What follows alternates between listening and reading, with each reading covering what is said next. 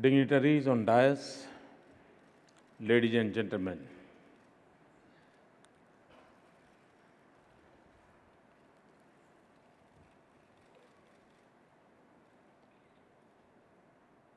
मुझे लगता है कि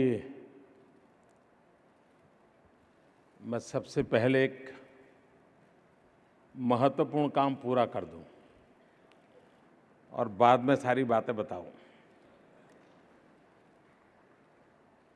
मैं यहाँ खड़ा हुआ हूँ आपको इनविटेशन देने के लिए।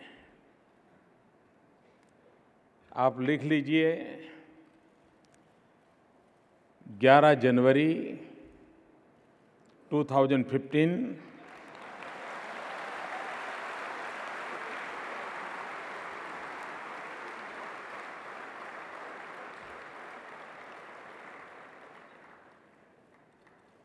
7वीं वाइब्रेंट समिट के लिए मैं आपको निमंत्रण देता हूं।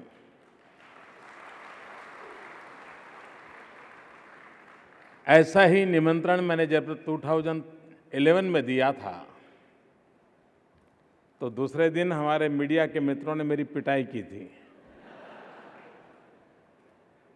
कि अभी चुनाव बाकी है और मोदी 2013 का इनविटेशन कैसे दे रहे हैं। इस बार ऐसा संकट नहीं है।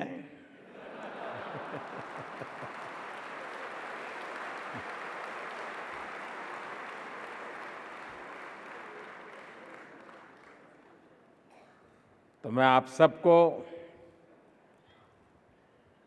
बड़े उमंग और उत्साह के साथ, नए सपनों के साथ, नई उम्मीदों के साथ फिर एक बार गुजरात वाइब्रेंट समिट में आने के लिए निमंत्रण देता हूं और मुझे विश्वास है आप अवश्य आएंगे।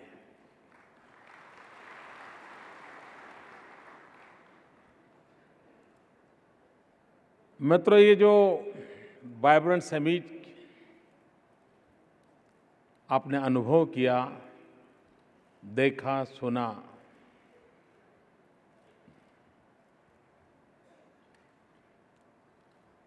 विश्व भर के जितने भी लोग आते हैं उन सब के लिए एक अजूबा है। मित्रों, इंटरनेशनल कॉन्फ्रेंसेस में मैं भी गया हूं, मैं भी सेमिनार्स में गया हूं, लेकिन इतने बड़े स्केल पर, इतनी माइन्यूट डिटेल के साथ, इतनी विविधताओं के साथ, इतनी सारी मल्टीपल एक्टिविटी को जोड़ करके शायद ही विश्व में कोई इवेंट ऑर्गेनाइज होता होगा।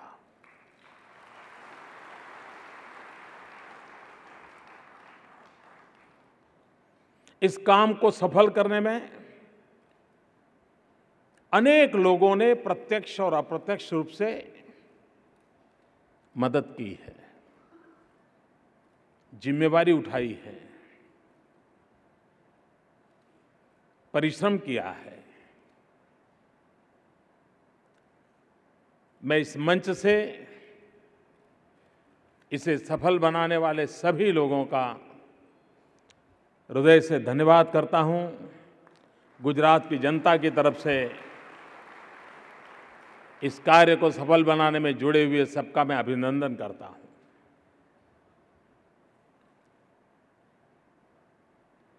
भाइयों बहनों, इस इवेंट को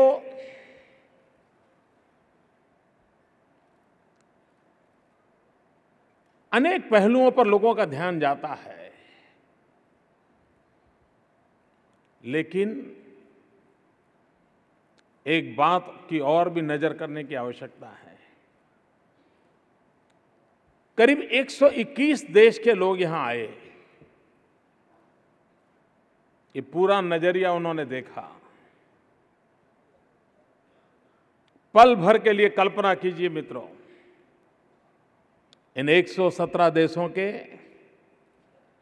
2100-2200 लोग जब अपने देश जाएंगे, अपनों से बातें करेंगे, तो क्या कहेंगे? वो यही कहेंगे, मैं हिंदुस्तान गया था।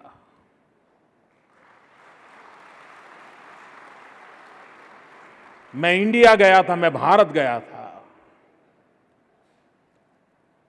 इसका मतलब सीधा सीधा है मित्रों, ये इवेंट से दुनिया के 121 से अधिक देशों में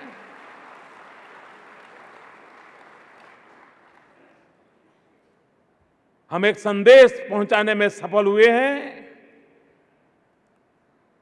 कि यह भी एक हिंदुस्तान है।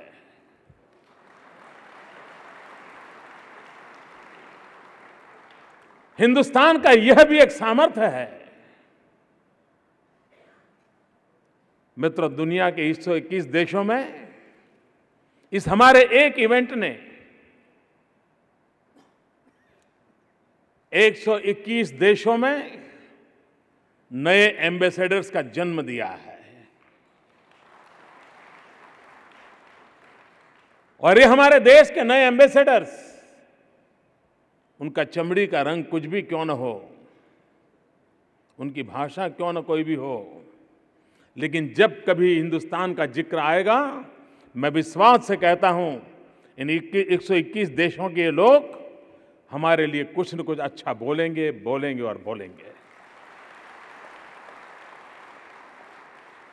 एक देश के नागरिक के लिए इससे बड़े गर्व की बात क्या हो सकती है मित्रों? इतने देशों में इतने गौरवपूर्ण रीत से हमारे देश की चर्चा हो, हमारे देश की तारीफ हो, हमारे देश की अच्छाइयों की बात हो, मित्रों, हर हिंदुस्तानी के लिए ये सीना तान करके याद करने वाली घटना घटती है। और इसलिए इस पूरे समारोह को परिश्रम भले गुजरात के लोगों ने किया होगा, धरती भले गुजरात की होगी, इवेंट के साथ भले गुजरात का नाम जुड़ा होगा, लेकिन ये भारत की आन बान शान को बढ़ाने वाली घटना है। इस बात को हमें स्वीकृत करना होगा।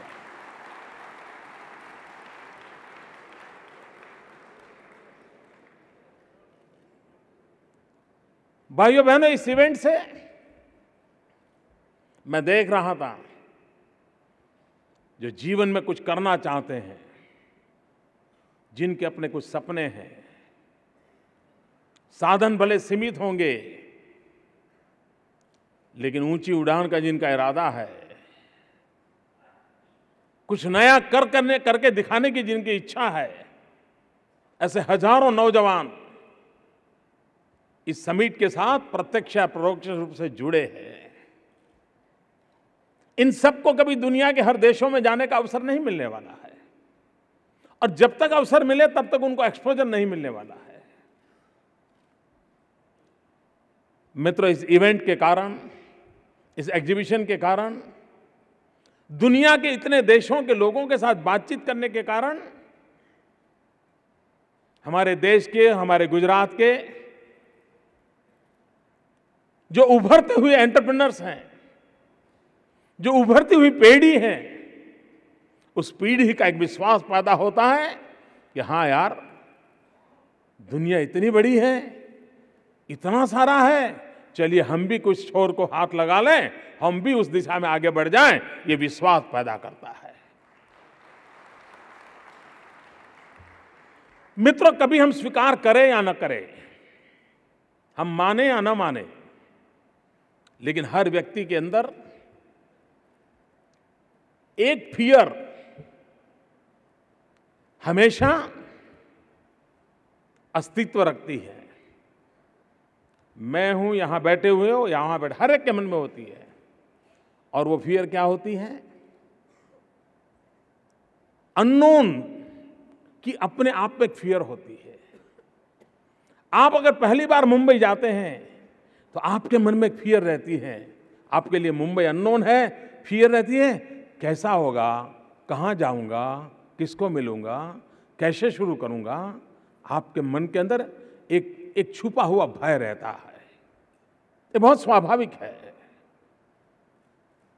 मित्रों, इस इवेंट के कारण दुनिया के इतने देशों को देखना, मिलना, समझना, सुनना, उसके कारण मेरे देश की, मेरे राज्य की जो नई पीढ़ी है, उनके लिए जो अननोन फियर का जो सेंटिमेंट है, वो अपने आप खत्म हो जाता है और विश्वास के बीज बो देता है। अगर वो यहां किसी न्यूजीलैंड के व्यक्ति को मिला है तो न्यूजीलैंड जाने से पहले उसको न्यूजीलैंड के विषय में एक विश्वास पैदा हो जाता है, अननोन फियर उसके मन में होती नहीं है। मित्रों, एक मनोवैज्ञानिक परिणाम होता है और उस मनोवैज्ञानिक परिणाम की अपनी एक ताकत होती है। मैं नहीं मानता हूं जो रुपयों पैसों के तराजू को लेकर के बैठे हैं उनके लिए इन बातों को समझना संभव होगा। शायद मेरी 10 समिट होने के बाद कई लोग ऐसे होंगे जिनको समझदारी शुरू हो जाएगी।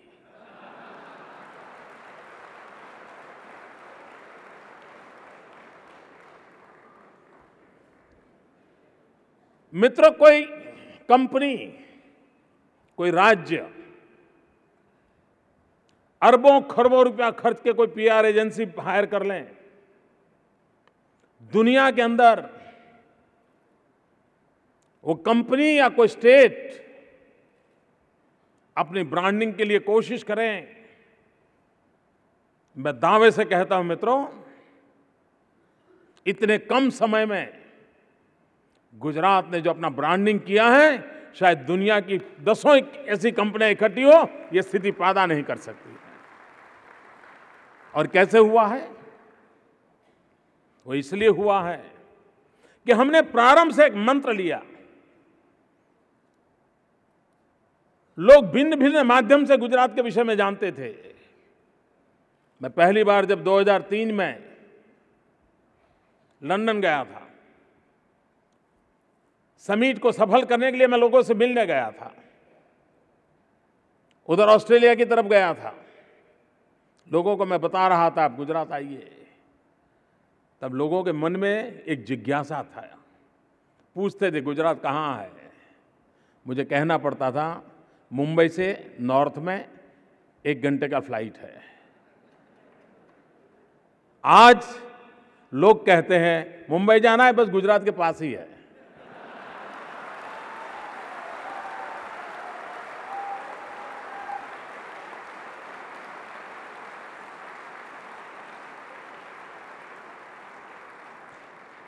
मित्रों, ये चीजें सामान्य नहीं है। इसके लिए सोच समझ करके हमने पुरुषार्थ किया है। और तब मैं जब पहली बार गया था, उस समय हिंदुस्तान की एक परंपरा क्या थी? परंपरा ये थी कि हिंदुस्तान के राजनेता विदेशों में जाते थे, अपने स्टेट में निकलने से पहले प्रेस कॉन्फ्रेंस करते थे, मुख्यमंत्री जाते थे और कहते थे कि हम इन्वेस्टमेंट के लिए जा रहे हैं। दुनिया के किसी देश में जाते थे, 2-4 एमओयू करते थे, फिर वापस आते थे और दुनिया को बताते थे हम इतने एमओयू करके आए हैं, और उस टूर को सफल माना जाता था। और फिर कभी मीडिया उनको पूछता नहीं था कि भाई आप वो जाके आए थे उसका क्या हुआ। वो उस समय का जमाना वैसा था।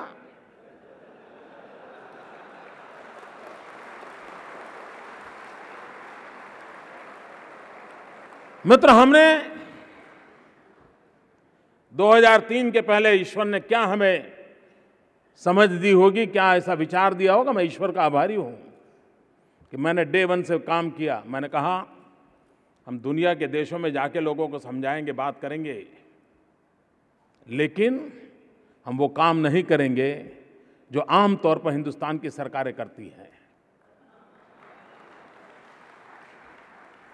मित्रों, मैं यहां किसी की आलोचना नहीं कर रहा हूं। मैं एक दृष्टिकोण में बदलाव कैसे आता है वो दिखाना चाहता हूं। और मैं जब विदेशों में गया तो मैंने लोगों से कहा था, लोग मुझे कहते थे कि आप क्या चाहते हैं। मैंने कहा मैं कुछ नहीं चाहता हूं, मैं इतना ही चाहता हूं सिर्फ एक बार गुजरात आइए। और मैं कहता था फील गुजरात।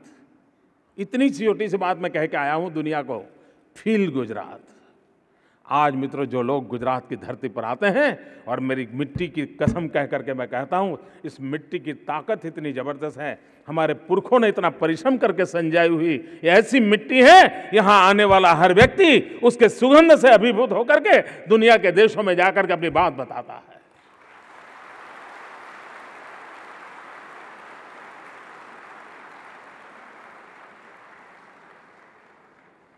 मित्रों, कल मंच पर से पूछा गया था, पता नहीं गुजरात की मिट्टी में ऐसा क्या है। ये सवाल बहुत स्वाभाविक है, हर किसी के मन में उठता है। पहले नहीं उठता था, अब तो उठता ही है।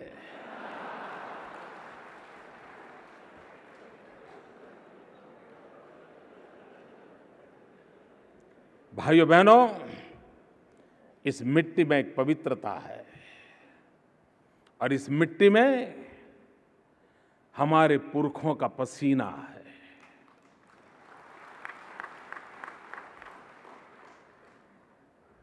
इस धरती को हमारे पुरखों ने अपने खुद के पसीने से सींचा है, और तब जाकर के ये धरती उर्वरा बनी है।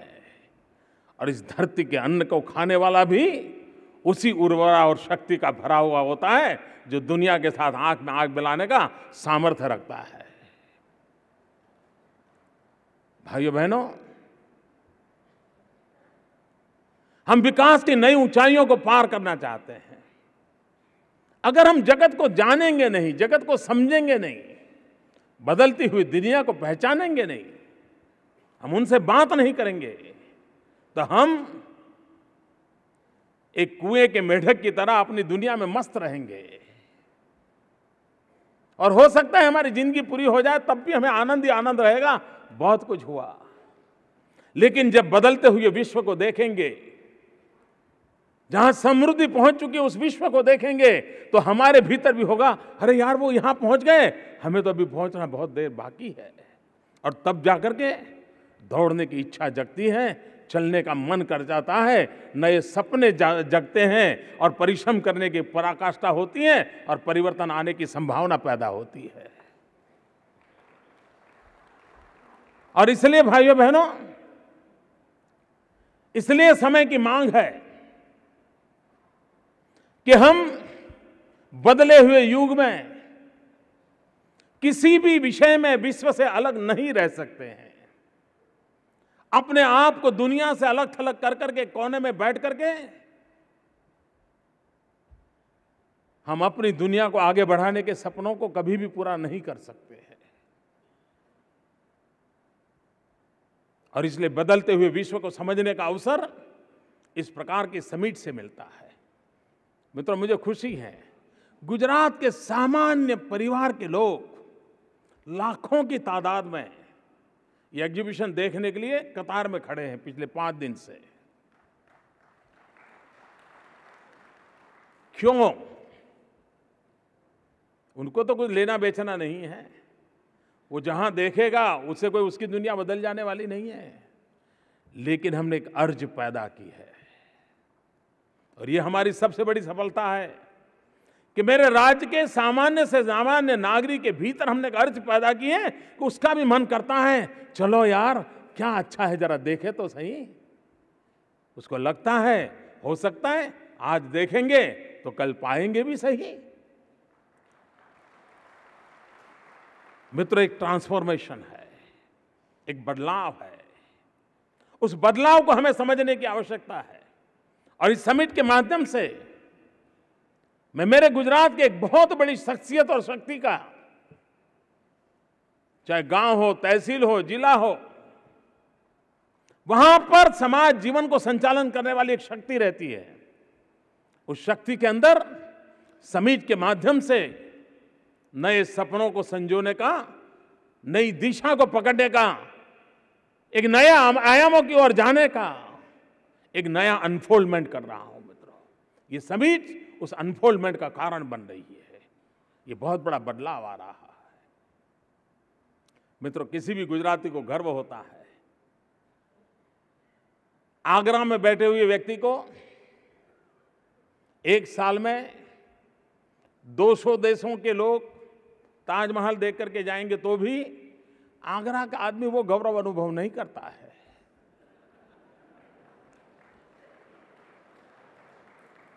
क्योंकि ताजमहल बनाने वाले ने बनाया, ईश्वर की इच्छा से जो महाशय का आगरा में जन्म हुआ, और आने को पता चला ये दुनिया की एक अजायबी है, चलो मैं भी जाऊं, फोटो निकलवा के आ जाऊं। अपनापन महसूस नहीं होता है। लेकिन इस धरती पर अपने पसीने से कोशिश कर करके दुनिया के 117 देश, 121 देश के लोग आए, तो हमारे सब लोगों को लगता है यार मेरे मेहमान है, ये मेरे अपने हैं। और मित्रों, मैं एक बात बताना चाहता हूं, ये बात भी जो मैं कह रहा हूं वो बहुत लोगों के समझने के बाहर की चीज है, वो समझेंगे, उनके लिए मैं समझ छोड़ के रखता हूं। मित्रों, इस 121 देश के लोगों का यहां आना, हर वाइब्रेंट समिट में आने वालों की संख्या भी काफी है। अनेक देश के लोग हैं जो हर वाइब्रेंट समिट में आते हैं। मित्रों, बार बार यहां आने से इस धरती के प्रति उनका भी लगाव हो रहा है, उनको अपनापन महसूस हो रहा है। आपने देखा होगा इतने सारे देशों के लोग, हर किसी की कोशिश है नमस्ते बोलने की, हर किसी की कोशिश है केमछो बोलने की। वो अपने आप को इस मिट्टी के साथ जोड़ने की कोशिश कर रहा है। यहां की परंपरा, यहां की संस्कृति, इससे अपने आप को जोड़ने का उसको उमंग है। इसका मतलब यह हुआ मित्रों, जिसको हम किसी थर्मोमीटर से माप नहीं सकते, किसी पैरामीटर से नाप नहीं सकते, ऐसी एक घटना आकार ले रही है। और वो घटना क्या है? दुनिया के अनेक लोगों का गुजरात के साथ बॉन्डिंग हो रहा है। और मित्रों, मैं मानता हूं, और ये मेरी बात आने वाले दिनों में सत्य होकर के सिद्ध होगी, और मैं साफ मानता हूं कि ये जो बॉन्डिंग है वो अमूल्य है। इसका कोई हिसाब किताब नहीं लगा सकते। और मैं विश्वास से कहता हूं कि this bonding is stronger than the branding.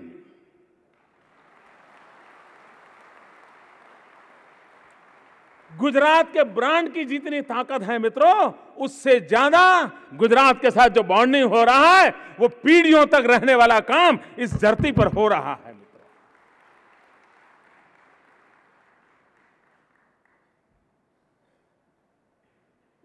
Gujarat में कोई भी घटना घटेगी, अच्छी हो या बुरी, आप विश्वास कीजिए मित्रों, इन सब के देशों में गुजरात की चर्चा अवश्य होगी।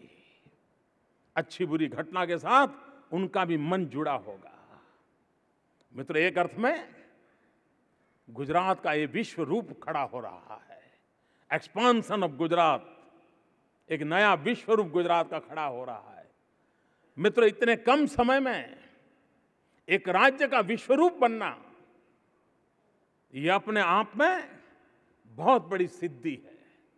और इस सिद्धि को नापने के लिए आज के प्रचलित जो परंपराएं हैं, मान्यताएं हैं, वो कभी काम नहीं आएगी। एक दूसरे नजरिए से देखना पड़ेगा। भाइयों बहनों, दुनिया के इतने सारे देश के लोग हमारे उत्तर प्रदेश के व्यक्ति को भी गुजराती खाना खाना हो तो पूछता है, यार उसमें गुड़ तो नहीं डाला है ना, दाल मीठी तो नहीं होगी ना, उसके मन में सवाल रहता है। मित्रों, जिनको 1 घंटा नॉनवेज के बिना चलता नहीं है, ऐसे 121 देश के नागरिक 2 दिन अपनी परंपराएं छोड़ करके हमारी गुजरात की जो भी वेजिटेरियन डिश है उसका मजा ले रहे हैं। मित्रों, क्या ये छोटी चीज है क्या?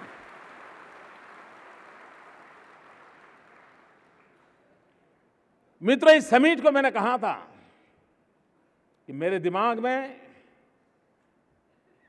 हमारे देश की युवा शक्ति है, मेरे राज्य का युवा धन है। हम लंबे अरसे तक इंतजार नहीं कर सकते मित्रों। हमने हमारे राज्य के युवकों को सज्ज करना होगा। बदलते हुए विश्व के अंदर अपनी ताकत से सर ऊंचा करके निकल पाए, ये स्थिति हमारे नौजवानों के लिए हमें पैदा करनी होगी। और ये हम सबका दायित्व है, सरकार के नाते दायित्व है, समाज के नाते दायित्व है, शिक्षा संस्थाओं के नाते दायित्व है। हमें उनको सज्ज करना होगा। लेकिन एक दो प्रयासों से ड्रास्टिक चेंज नहीं आता है मिस्टर। छूट-फूट प्रयासों से इंपैक्ट क्रिएट नहीं होता है। इसके लिए तो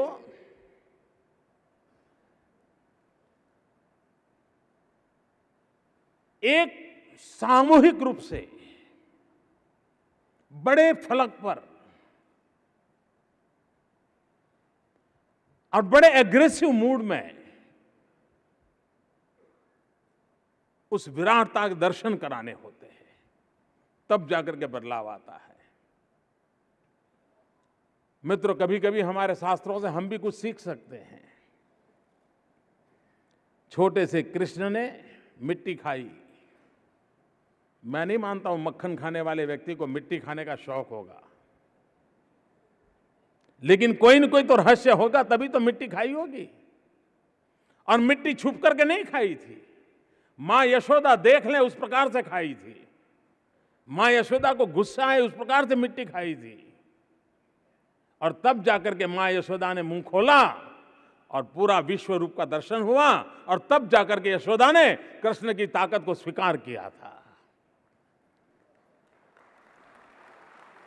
मित्र, मनुष्य का स्वभाव है, यशोदा को भी शक्ति का साक्षात्कार नहीं हुआ तब तक उसको शक्ति की अनुभूति नहीं होती थी। इसलिए हमारी इस नई पीढ़ी को भी हमें शक्ति का साक्षात्कार कराना होता है। और उस मूल विचार को लेकर के हमने इस बार नॉलेज को केंद्र में रखते हुए विश्व के अनेक देशों से गणमान्य यूनिवर्सिटीज को बुलाया। मित्रों, मैं पूरे विश्वास से कहता हूं, आज तक दुनिया में कहीं पर भी दुनिया के अलग अलग देशों की 145 यूनिवर्सिटीज एक रूफ के नीचे इकट्ठी हुई हो और उस राज्य के लोग उन 145 लीडिंग यूनिवर्सिटीज के साथ बैठ करके 2 दिन संवाद करके अपने राज्य के युवा जगत को कहां ले जाना, उसकी ब्लूप्रिंट तैयार करते हो। यह घटना दुनिया में कहीं नहीं हुई है दोस्तों। मुझे गर्व है वो घटना मेरे गुजरात में घट गई, इस वाइब्रेंट समिट के साथ घटी। मित्र, 145 यूनिवर्सिटीज का एक स्थान आना और गुजरात आज जहां है उसको ध्यान में रखते रुक करके चर्चा करके आगे बढ़ने के सपने संजोना और रोड मैप तैयार करना, यह अपने आप में एक बहुत बड़ी शुभ शुरुआत है। मित्रों, हम इस बात को मान करके चलते हैं कि भारत 21वीं सदी का नेतृत्व करेगा। ये सदिच्छा हम सबके दिलों में पड़ी है और विश्वास भी इसलिए पैदा होता है कि 21वीं सदी ज्ञान की सदी है। और जब जब मानव जात ज्ञान युग में प्रवेश किया है, हमेशा हमेशा हिंदुस्तान ने विश्व का नेतृत्व किया है। ये सद्भाग्य है कि हमारे रहते हुए हम उस ज्ञान युग के अंदर प्रवेश किया है और 21वीं सदी हिंदुस्तान की होने की संभावना है। अगर ये पीठिका तैयार है तो हम लोगों का दायित्व बनता है कि विश्व जिस ज्ञान की ऊंचाइयों को प्राप्त किया है, उस ज्ञान की ऊंचाइयों को छूने का सामर्थ्य हमारी युवा पीढ़ी में आना चाहिए, हमारी एजुकेशनल इंस्टीट्यूशन में आना चाहिए, हमारी संस्थाओं में उस प्रकार का नेचर बनना चाहिए। और उसके लिए एक प्रयास इस वाइब्रेंट समिट के साथ किया। मित्रों, पूरे विश्व को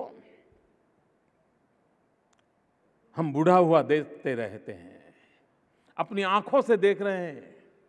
विश्व बहुत तेजी से बुढ़ापे की ओर जा रहा है।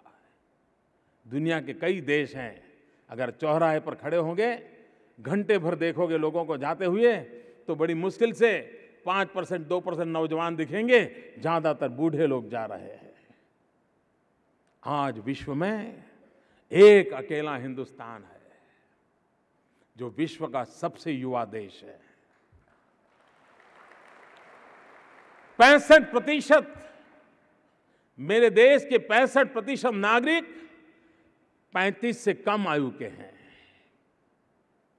जिस देश के पास इतनी बड़ी युवा शक्ति हो, ज्ञान का युग हो, तो क्यों मित्रों, जब हम स्वामी विवेकानंद की 150वीं जयंती मना रहे हैं, और आज जब स्वामी विवेकानंद जी की 150वीं जयंती का जन्मदिन है, उस पल हम जब बात कर रहे हैं, तब क्या हम लोगों का दायित्व नहीं है कि हम सब मिलकर के स्वामी विवेकानंद जी के उस 150 साल जिस व्यक्ति के जन्म को हुए हैं और जिसने आज से 125 साल पहले सपना देखा था, क्या 125 साल बीत गए, क्या कभी हमने सोचा है कि विवेकानंद जैसे महापुरुष के सपने क्यों अधूरे रहे? क्या कमी रह गई? उन्होंने सपना देखा था और उन्होंने विश्वास से कहा था कि मैं मेरी आंखों के सामने देख रहा हूं, मेरी भारत माता जगत गुरु के स्थान पर विराजमान है, दैदीप्यमान तस्वीर में मेरी भारत मां की देख रहा हूं, यह स्वामी विवेकानंद ने कहा था। मित्रों, क्या समय की मांग नहीं है कि हम जब 150 साल मना रहे हैं विवेकानंद जी के, तो उनके सपनों को साकार करने के लिए हम अपने आप को सज्ज करें, प्रतिबद्ध करें, प्रतिज्ञित करें और पुरुषार्थ की पराकाष्ठा कर करके इस भारत मां को जगत गुरु के स्थान पर विराजमान करने का सपना लेकर के आगे बढ़े।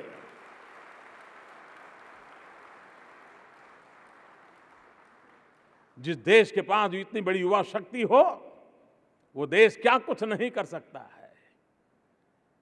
उसकी भुजाओं में सामर्थ्य हो, तो जगत की सारी आवश्यकताओं की पूर्ति करने के लिए हम अपने आप को सज्ज क्यों नहीं कर सकते हैं?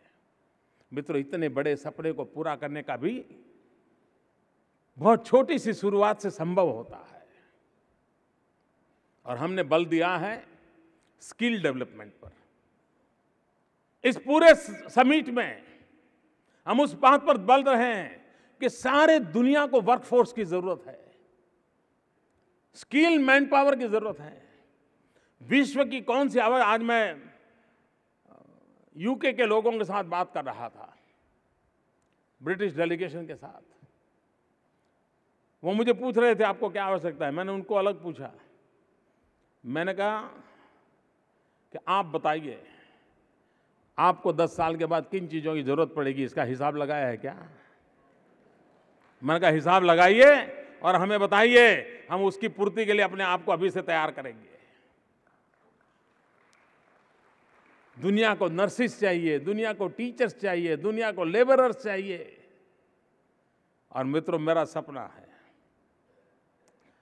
अभी भी मैं कहता हूं, कुछ बातें हैं कुछ लोगों के पल्ले पड़ना संभव नहीं है दोस्तों। लोगों को लगता होगा कि यहां से मारुति एक्सपोर्ट हो, लोगों को लगता होगा यहां से फोर्ड एक्सपोर्ट हो, लोगों को लगता होगा यहां से की प्रोडक्ट एक्सपोर्ट हो। मित्रों, मेरा तो सपना ये है कि मेरे यहां से टीचर एक्सपोर्ट हो।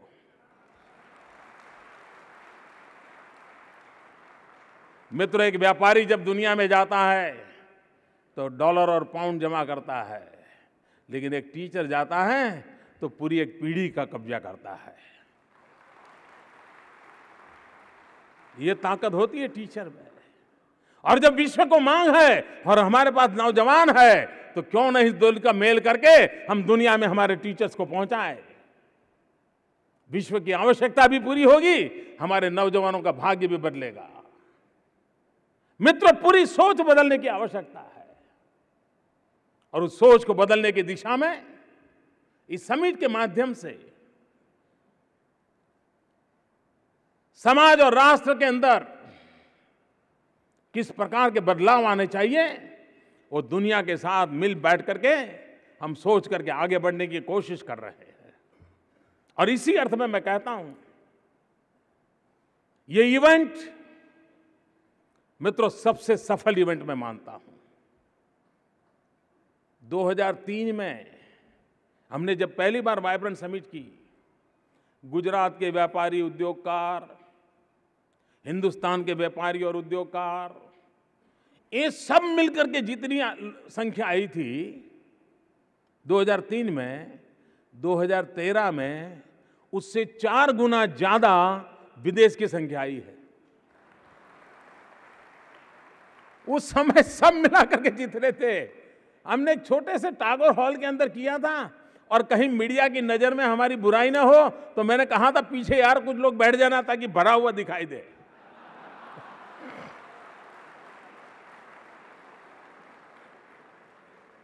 क्योंकि पहली बार प्रयोग करता था, लोग सवाल उठा रहे थे क्यों आएंगे गुजरात लोग। उस नकारात्मक चीज में से ये रास्ता खोजने की कोशिश की और आज 2013 में हम देख रहे हैं मित्रों क्या है बात। मैं तो कहता हूं मित्रों, अगर मेरा ये vibrant Gujarat global investor summit ये कंसेप्ट डेवलप ना हुआ होता तो शायद ये महात्मा मंदिर भी ना बनता।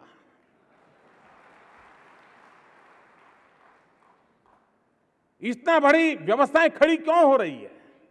ये व्यवस्था इसलिए खड़ी हो रही है कि हमें लग रहा है कि हम विश्व के साथ कदम से कदम मिलाकर चलने के लिए अपने आप को सज्ज कर रहे हैं। मित्रों, यहां जो व्यवस्था में नौजवान लगे हैं, कॉलेज स्टूडेंट्स हैं, स्कूल स्टूडेंट्स हैं, एक हफ्ते के लिए यहां स्पेशली उनकी ट्रेनिंग भी हो रही, देख रहे हैं मित्रों। उनके आंखों में कॉन्फिडेंस देखिए आप। इतना बड़ा इवेंट उन्होंने सिर्फ देखा है, किसी को कहा होगा इधर जाइए, किसी को कहा यहां बैठिए, किसी को यही काम किया होगा। इतने मात्र से व्यवस्था से जुड़े हुए लोगों की आंखों में इतनी चमक आई है तो मित्रों, मेरे पूरे गुजरात में जो लोग इस निर्णय प्रक्रिया में शामिल होते हैं उनके जीवन में कितना बड़ा बदलाव आएगा हम सीधा सीधा देख सकते हैं। मित्रों, बाहर कुछ खोजने की जरूरत नहीं है। भाइयों बहनों, हमें गुजरात को नई नई ऊंचाइयों पर ले जाना है। हमने पिछले वर्ष एक छोटा सा प्रयोग किया। वो प्रयोग था एग्रीकल्चर सेक्टर के लिए। कभी मैंने देखा था इजराइल के अंदर जब एग्रीकल्चर फेयर होता है तो मेरे गुजरात से कम 2000 किसान हजारों रुपया खर्च करके इजराइल के एग्रीकल्चर फेयर को देखने के लिए जाते हैं। कुछ कोऑपरेटिव वाले भी जाते हैं, लेकिन उनको तो खर्च का प्रबंध वहां से हो जाता है, लेकिन सामान्य किसान भी जाता है। और तब मैंने सोचा कि मेरे किसानों के लिए भी कुछ करना चाहिए। हमने 2012 में पहली बार दुनिया के देश के लोगों को, एग्रो टेक्नोलॉजी क्षेत्र के लोगों के यहां बुलाया। इसी महात्मा मंदिर में ऐसा ही बड़ा मैंने किसानों का कार्यक्रम किया था। इतने ही शान से किया था। प्रारंभ था, हिंदुस्तान के करीब 14 राज्य उसमें शरीक होने के लिए आए थे। और उसकी सफलता को देख करके मित्रों हमने निर्णय किया है कि हम जैसे vibrant Gujarat global investor summit करते हैं, वैसे ही 2014 में, फिर 16 में, फिर 18 में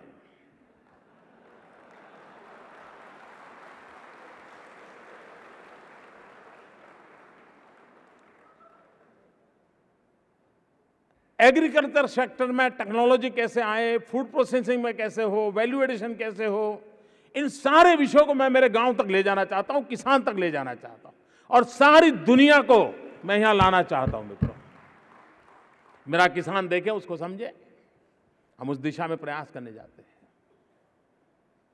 मित्रों, हमने विकास की नई ऊंचाइयों को पार किया। उसमें आज मैं एसएमईज के साथ बैठा था और एक बात हमारे एसएमई सेक्टर में आज ध्यान में आई है कि हमें अपनी कंपनी का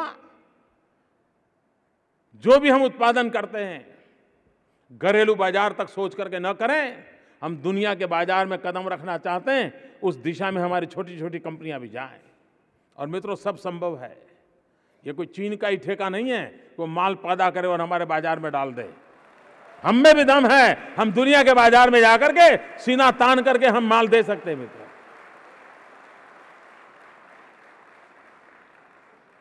मित्रों, ये मिजाज होना चाहिए, वरना मैंने देखा कभी कभी तो व्यापारी मिलते, साहब क्या करे, व्यापार खत्म हो गया। मैंने कहा क्यों? अरे छोड़ो साहब, पहले तो अम्ब्रेला बेचता था, लेकिन अब तो चाइना से इतना बड़ी मात्रा में अम्ब्रेला आता है कि मेरा अम्ब्रेला बिकता नहीं। अरे रोते क्यों रहते हो भाई? हम चाइना के बाजार में जाकर अम्ब्रेला बेचने का मूड बनाए, हम दुनिया को बेच सकते हैं मित्रों। मैं ये वातावरण बदलना चाहता हूं मित्रों, और इसलिए मैं कोशिश कर रहा हूं। हम एग्रीकल्चर सेक्टर में भी उसी प्रकार से जाना चाहते हैं मित्रों। आज अभी देखा, कनाडा से एक्सेलेंसी मिनिस्टर यहाँ आए, उन्होंने अभी कहा कि वो यहाँ कनाडा का जो उनका ऑफिस है उसको और अपग्रेड कर रहे हैं। उनको लगता है कि रेगुलर उनके काम के लिए जरूरी हो गया है। मुझे आज यूके के हाई कमिश्नर बता रहे थे कि यहाँ का जो ब्रिटिश एम्बेसी का जो यहाँ का चैप्टर है, उसको वो इक्विवेलेंट टू मुंबई बनाने जा रहे हैं। अब कितनी सुविधाएं बढ़ेगी मित्रों। मित्रों, गुजरातीज आर बेस्ट टूरिस्ट। इन्होंने हफ्ते में एक दिन थाईलैंड से विमान की सेवा शुरू करने के लिए कहा है। देखना, 3 महीने में हफ्ते में 3 दिन न करे तो मुझे कहना।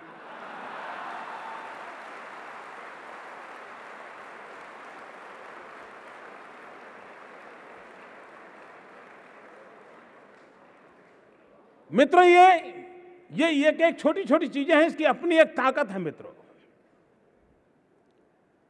आप देखिए मित्रों, गुजरात ने एशिया में अपनी जगह बनानी चाहिए। एशियन कंट्रीज में उसने अपनी एक जगह बनानी चाहिए, और जगह बनाने के लिए एक रास्ता है, भगवान बुद्ध।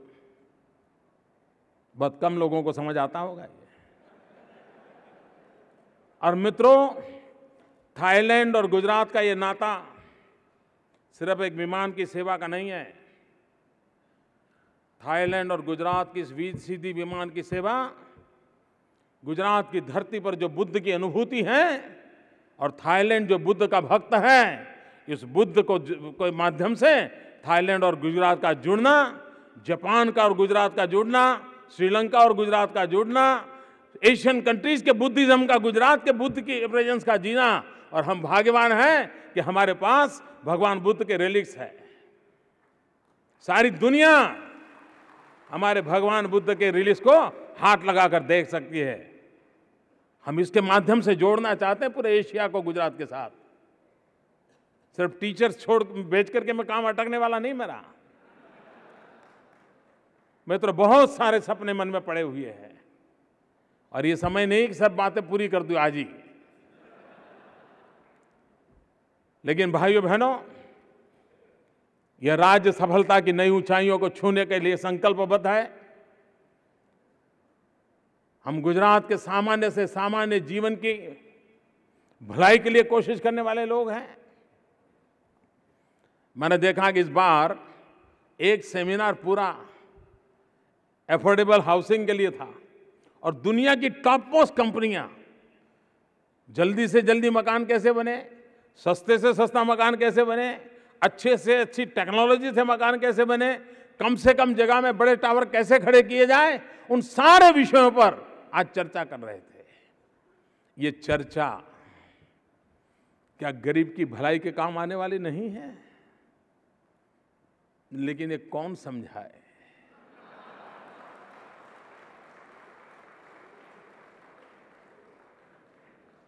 मित्रों, यहां कृषि के क्षेत्र में जो बदलाव आए हैं उसकी चर्चा करने वाले डेलीगेशन यहां है, और कृषि के क्षेत्र में क्या नई टेक्नोलॉजी लेकर के आए हैं उसकी चर्चा कर रहे हैं। मित्रों, हमने एक एमओयू किया कनाडा के साथ, और पहली बार हमारे गुजरात की एक कंपनी मल्टीनेशनल के रूप में कनाडा में जाकर के उद्योग शुरू कर रही है। उद्योग शब्द आते ही लोगों का कान भड़क जाते हैं। उद्योग यानी पता नहीं कोई बड़ा पाप है, ऐसा एक माहौल देश में बनाया दिया गया। मेरी ये कंपनी कनाडा में जाके क्या करेगी? कनाडा में जाकर के वहाँ की सरकार से मिल करके वहाँ हम पोटाश का कारखाना लगाएंगे और वो पोटाश मेरे गुजरात के किसानों के खेत में काम आए, इसके लिए मेहनत कर रहे हैं। उद्योग शब्द सुनते ही लोगों को भड़क आ रही, जैसे कोई पाप हो रहा है। मित्रों, जीवन के हर क्षेत्र में बदलाव कैसे आए, क्वालिटी ऑफ लाइफ में कैसे परिवर्तन आए, विश्व की बराबरी करने का सामर्थ्य हमारे में कैसा पैदा हो, इस समिट के माध्यम से जीवन के सभी क्षेत्रों को स्पर्श करने का हमने प्रयास किया है। यह हमने टेक्सटाइल इंडस्ट्री के संबंध में बहुत बड़े हमारे सेमिनार हुए। ये जो इन्वेस्टमेंट के अंदर काफी लोग आए हैं, वो टेक्सटाइल फील्ड के लोग ज्यादा आए हैं। जो लोग उद्योग को गाली देने के लिए दिन रात लगे रहते हैं, मैं उनको पूछना चाहता हूं, मेरा किसान जो कॉटन पैदा करता है, उस किसान का पेट कैसे भरेगा? अगर मेरी भारत सरकार कॉटन एक्सपोर्ट नहीं करने देती और मेरे किसान का कॉटन पैदा हुआ है, हजारों लाखों करोड़ों का नुकसान मेरे किसान को पड़ता है। तो क्यों न मैं किसान के इस कॉटन पे वैल्यू एडिशन करूं, क्यों न मैं टेक्सटाइल इंडस्ट्री लगा करके मेरे किसान का कॉटन उठा करके रेडीमेड गारमेंट बना करके दुनिया के बाजार में क्यों न बेचूं? क्या ये किसान की भलाई के लिए नहीं है? लेकिन पता नहीं क्यों एक ऐसा माहौल बना दिया गया है। ये विकृतियां, ये नकारात्मकता, गुजरात उससे काफी बाहर निकल चुका है। अब मित्रों, इस समिट का एक सबसे बड़ा संदेश यह है कि दुनिया के समृद्ध देश भी रिसेशन की चर्चा में डूबे हुए हैं। बाजार की मंदी का प्रभाव विश्व के समृद्ध देश अनुभव कर रहे हैं।